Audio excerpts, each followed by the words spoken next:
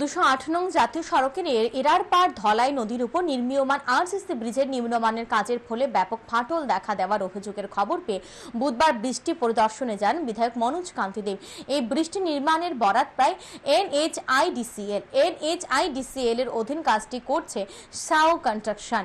নিম্নমানের কাজের ফলে ইতিমধ্যে ব্রিজের বিভিন্ন স্থানে বড় বড় ফাটল দেখা দিয়েছে। এলাকাবাসীদের অভিযোগের ভিত্তিতে এনএইচআইডিসিএস এর চিফ ইঞ্জিনিয়ার বৃষ্টি সরজমিনে পরিদর্শন করে বৃষ্টি ব্যান্ড করে দেন। যথারীতি নির্মাণ কাজ দুদিন বন্ধ করে রেখে সাও কনস্ট্রাকশন চিফ ইঞ্জিনিয়ারের নির্দেশকে বৃদ্ধাঙ্গুলি দেখিয়ে পুনরায় নির্মাণ কাজ শুরু করে দেয়।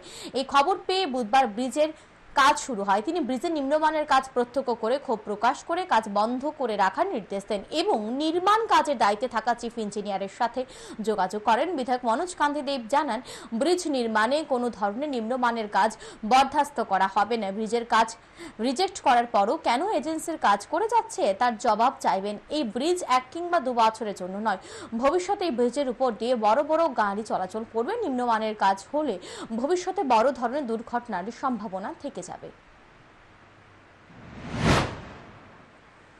এই ব্রিজ কিন্তু এটা কমলপুরের সম্পদ। এই ব্রিজটা 5-10 বছরের জন্য না, এটা 100 বছর, 2 বছর, 200 বছরের জন্য ব্রিজ। তো সেই ব্রিজে যদি প্রাথমিকভাবে ফাটল লক্ষ্য করা যায় তো এটা সত্যি আমরা আতঙ্কিত এবং তাদের কাজে আরও গাফিলতি রয়েছে। কয়েকদিন আগে বন্যা হয়েছে,